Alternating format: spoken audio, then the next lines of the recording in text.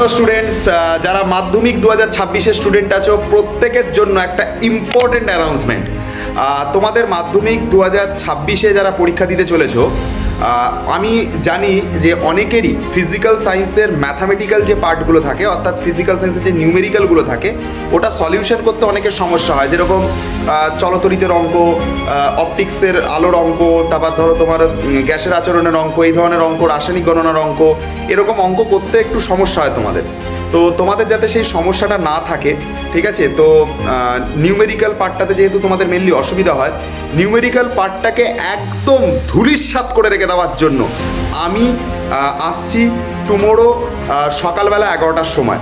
সবার সঙ্গে দেখা হবে, ঠিক আছে, আমাদের সোমস ক্লাসরুম মাধ্যমিক চ্যানেলে ফিজিক্যাল সায়েন্সের অর্থাৎ ভৌতবিজ্ঞানের সমস্ত ধরনের অঙ্ক নিয়ে আমরা লাইভে এসে ডিসকাশন করব, ঠিক আছে।